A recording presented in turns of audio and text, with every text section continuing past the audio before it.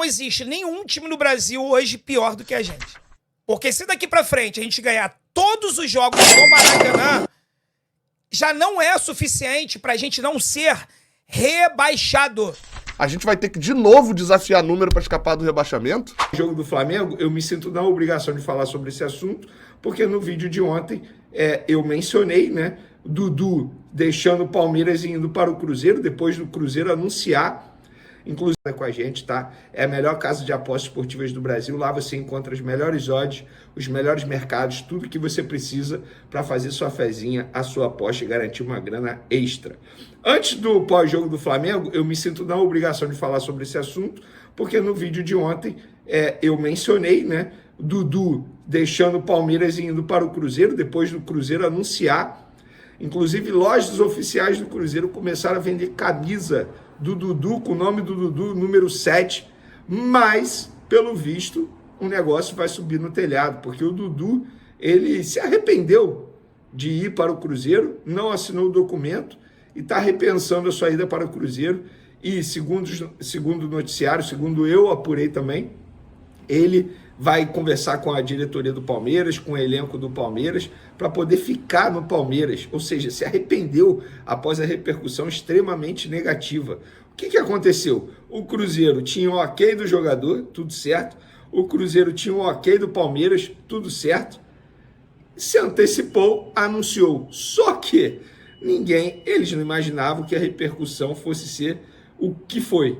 A verdade é essa, ninguém imaginava. Conversei com o André Cury, empresário do Dudu, olha, não teve jeito. A bomba explodiu e agora a gente está tentando reverter essa situação. Existe chance do Dudu ainda ir para o Cruzeiro? Existe.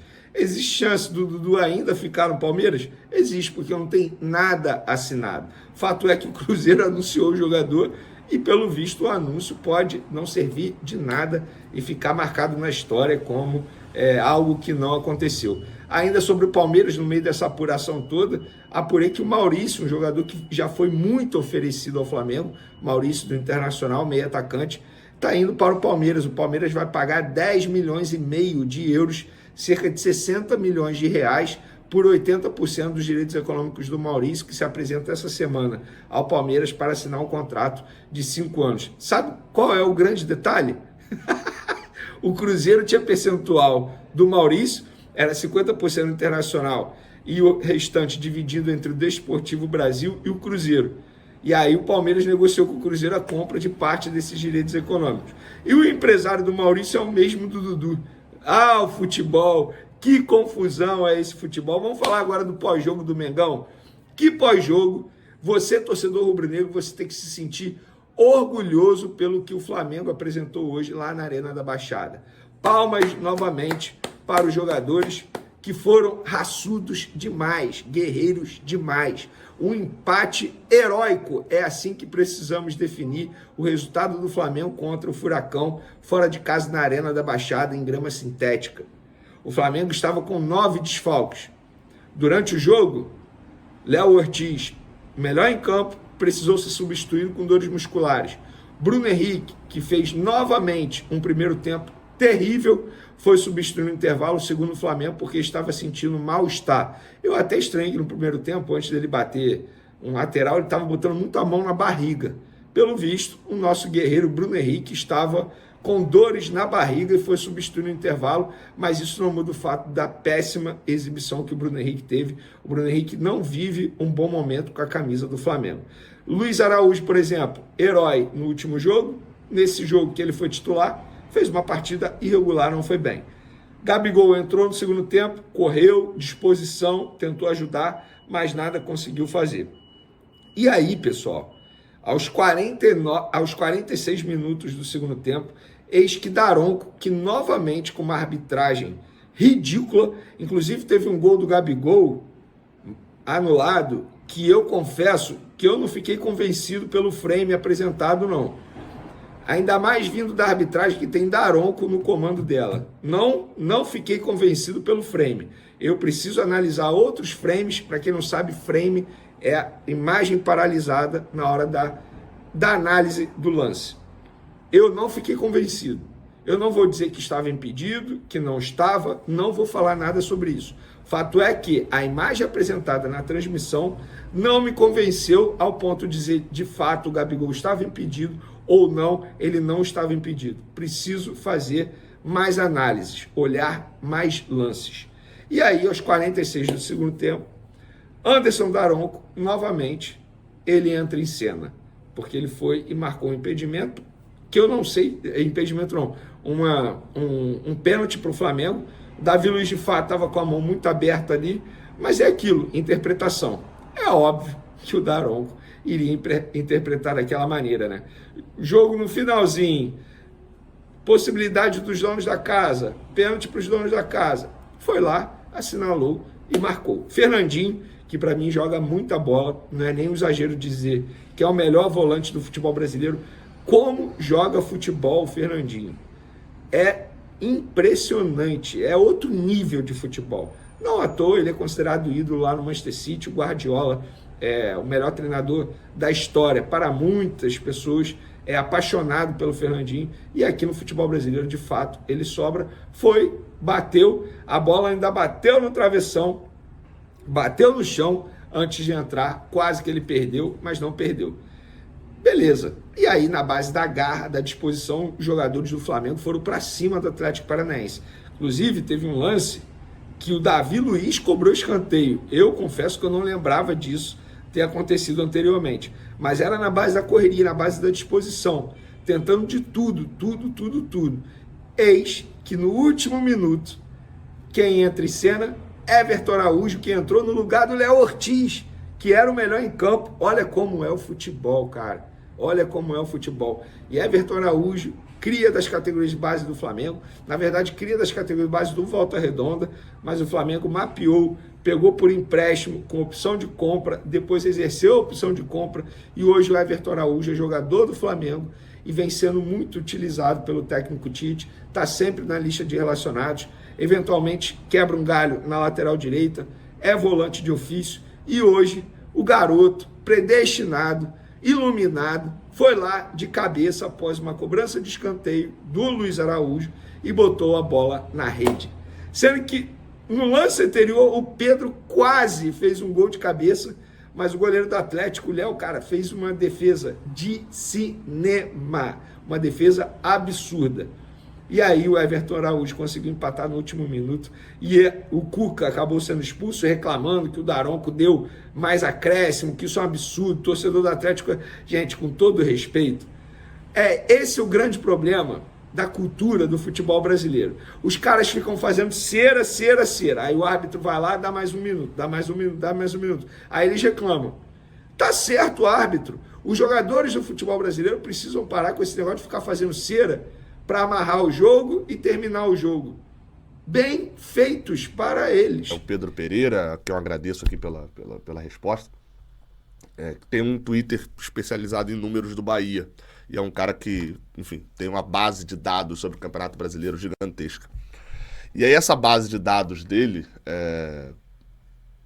ele consegue ver, ele, por exemplo, esses números que o Fio gastou um tempão pesquisando, né? Ele já pesquisou lá atrás, então ele consegue ver simplesmente com algum olharzinho ali, ele só vai e coloca no BI dele lá, né? E eu perguntei pra ele qual foi a posição final dos times que tinham 6 pontos com 9 rodadas, que é o cenário atual do Fluminense. O Fluminense tem 6 pontos, tem 9 rodadas. E ele me mandou essa imagem aí, cara. 12 equipes, e lembrando que essa base de dados dele é de 2006 para cá, porque 2006 é quando tem os pontos corridos com 20 clubes, né? Então você passa a ter ali um número que tem mais lógica de acordo com o que é o campeonato hoje. De 2006 para cá, na 9ª rodada, 12 times tinham 6 pontos. E apenas 3 escaparam, e os 3 que escaparam em 15º. Lembrando que é a partir do 17º é que cai. Dos 12 times tinham 6 pontos. 9 foram rebaixados. O Vasco por 2 vezes, inclusive o Vasco do ano passado, tinha 6 pontos. E teve que fazer uma arrancada bizarra no segundo turno com o Ramon Dias para poder escapar. Essa do Santos eu não lembro tanto, mas a do Náutico em 2007 foi uma arrancada bizarra do Náutico. Talvez a terceira melhor arrancada do Brasileirão para escapar de rebaixamento.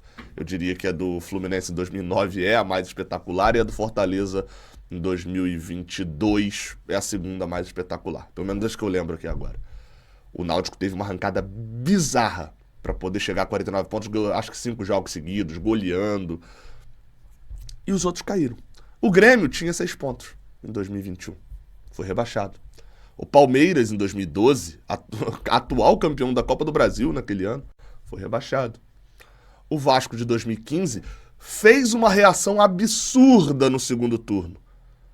Quem não se lembra do Fluminense Vasco, que o Fluminense ganhou o Vasco? Olha só que coisa, hein? Na época que a gente tinha aquela merda pra ganhar do Vasco, a gente conseguiu ganhar ali em 2015.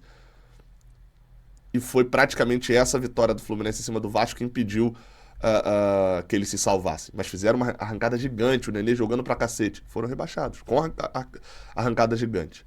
E daqui pra baixo, aqueles que foram rebaixados já meio mortos, né? O Sport, o CSA, o América Mineiro de 2011, que a gente perdeu pra eles, né, os 2 jogos. Até o Paraná de 2018, que a gente também perdeu o Paraná. Todos esses rebaixados como lanterna ou vice-lanterna. Ou seja, cara, o cenário real é, se o Fluminense fizer uma arrancada neste momento, nunca um time passou de 15º, tendo 6 pontos nessa rodada. E você vai falar, Gabriel, mas a gente é o time que desafia os números. Pô, mas tá na hora da gente desafiar número pra ser campeão brasileiro, né? A gente vai ter que de novo desafiar número pra escapar do rebaixamento? Vai ter que... E eu consigo, mano, afirmar pra vocês que não existe nenhum time no Brasil hoje pior do que a gente. Nenhum. Talvez o que mais se aproxime disso seja o Vasco. Seja o segundo pior. Fora isso, mano, não tem mais nada. Não tem mais nada e ninguém, tá? Uma espécie de luto, né? Uma sensação ruim, um gosto de papelão na boca. Não é pela derrota pro Atlético Goianiense, tá? Eu espero que você que esteja chegando agora entenda isso. Não foi porque a gente perdeu um jogo de virada para o Atlético Goianiense. Não, mano, não é isso. Tá? É por todo o cenário que já foi desenhado de janeiro até agora e todo o cenário que já se desenha para o segundo semestre. Rapaz, moças, rapazes, senhoras, senhores, boys, girls, gastando inglês. O cenário é gravíssimo. Para você mais otimista que não está entendendo, o cenário é gravíssimo.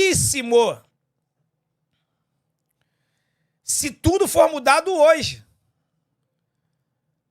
o cenário é gravíssimo.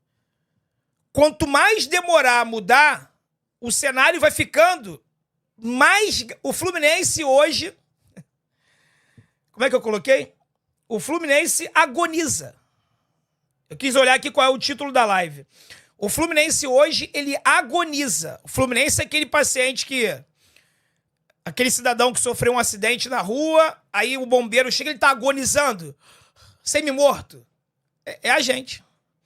Nossa, que exagero. Que careca dramático. É? Eu sou dramático? Vamos fazer uma conta rápida aqui. Pra você é pessimista. Cruzes. Careca dramático. 9ª rodada só. Eu, hein? Isso é só uma fase, né? Isso é só uma fase? Eu não tenho nem dedo pra mostrar, mas faltam 14 jogos do Fluminense como mandante. Ou seja, no Maracanã. 14, tá? 2 são clássicos. Então vamos tirar porque o Fluminense não ganha clássico. Tira os 2 clássicos. Sobram 12. 3 vezes 12, 36. 36 com 6, 42. Qual é a pontuação mágica para você não ser rebaixado? 46. Faltam 4 pontos. Ou seja, se o Fluminense ganhar todos os jogos em casa no Maracanã, todos, tem que ser todos, no Maracanã, daqui até o final do ano, ele vai ter que fingir que sabe ganhar jogo fora de casa. Porque se daqui pra frente a gente ganhar todos os jogos no Maracanã já não é suficiente pra gente não ser rebaixado. Você tá me entendendo? Eu não tô falando pontuação de Libertadores, eu tô falando rebaixamento. Então a nossa missão agora é bem simples, tá? Ganhar todos os jogos até o final do ano no Maracanã pelo Brasileirão e vai ter que fingir que sabe ganhar jogo fora de casa. Porque pelo Campeonato Brasileiro, na Libertadores, a gente até cumpriu muito bem a missão. Pelo Brasileirão, que é uma competição que parece que os jogadores... Cara, eu tô numa linha tão tênue pra xingar esses caras, mas vocês não fazem ideia. Mas eu não queria ir pra essa onda de xingamento mais do que eu faço nas lives pós-jogos, sabe? Porque eu não quero ofender a pessoa, o chefe de família. Mas eu tô numa linha tão tênue pra começar a xingar eles. Vocês não fazem ideia. Porque os caras não estão se entregando nos jogos. Não estão. Até que me provem o contrário. A não ser que eu receba, com todo respeito, mano, o Fluminense não me deve satisfação de nada. E o Fluminense, se tiver alguém do Fluminense aqui assistindo agora, ele deve estar rindo da minha cara, né? Quem esse careca acha que é? Eu não sou ninguém, mano. Juro por Deus, eu não sou ninguém. Eu sou o pai do Alan, do Andrezinho, o marido da Raquel, o filho da Dona Nilza, do seu Gilberto. Eu não sou ninguém. Mas eu só vou acreditar que não tem jogador ali. Eu não sei se é fazendo corpo mole, eu não sei se é síndrome da barriga cheia, eu não sei o que é. Mas que esses caras não estão correndo pelo Diniz, não estão. Pelo menos como deveriam. E eu só vou acreditar que isso não é verdade se eu receber os números dos jogos do ano passado comparado com os números dos jogos desse ano. Coisa que eu não vou ter nunca, porque o Fluminense, eu não sou nada. Então o Fluminense não tem por que me mandar nada. Porque era a única forma que eu teria para acreditar. Calma aí, torcedor, que tem mais notícia importante para eu passar para vocês. Mas antes, comentar sobre os tricolores aí. Infelizmente, estão passando por uma situação muito difícil. Mas, sendo sincero e dando o meu ponto de vista, eu gosto muito do trabalho do Fernando Diniz. Inclusive, achei uma pena ele não ter ido bem na seleção brasileira. Eu acho que o Diniz tem uma visão de jogo muito boa, tem uma tática muito boa, um sistema envolvente. E para o entretenimento, para o futebol, isso faz muito bem. Agora, é verdade que o Fluminense está numa fase terrível, nada dá certo, nada funciona, perdendo jogos bobos. E os tricolores aí estão revoltados com a situação. Alguns até estão pedindo a demissão do Fernando Diniz. E, passando a notícia para vocês do Mengão aí, primeiro vamos falar sobre o pênalti inexistente em cima do Davi Luiz. Ex-árbitro aponta erro da arbitragem em pênalti do Atlético contra o Flamengo. Ele diz que é inexistente. Segundo o Porcari, a decisão foi equivocada. Agora vamos ver o que o ex-árbitro falou. Através do blog, o ex-árbitro explicou o ponto de vista. Isso aqui é um ex-árbitro falando. Para ser infração, você deve ter a intenção de colocar o braço. Depois você verifica um movimento natural. Escreveu inicialmente sobre a regra para a penalidade. Na sequência, Porcari direcionou a análise para o lance envolvendo o Davi Luiz. O chute é a queima-roupa. Davi Luiz está com o braço em posição normal e tenta retirá-lo para que a bola não toque. Isso aqui é claro e todo mundo que vê o lance, o replay, vai identificar que o Davi Luiz tenta tirar o braço. Ele não levanta o braço em momento nenhum ou faz algum movimento irregular. Seria antinatural se o flamenguista tirasse o corpo e deixasse o braço esticado, tentando ganhar espaço para a bola bater nele. Isso aqui a gente vê claramente que ele não fez. É uma vergonha essa arbitragem brasileira, principalmente o VAR, que está aí para ajudar, para cooperar e só vem atrapalhando os clubes brasileiros. E eu não coloco aqui somente o Flamengo não. A gente vê erros aí em vários jogos. Agora outra informação é que Léo Ortiz infelizmente sentiu dores na coxa e Flamengo pode ter até 12 desfalques em próximo jogo do Brasileirão. Galera, infelizmente Léo Ortiz fez uma grande partida novamente. Nem parece que o cara é zagueiro.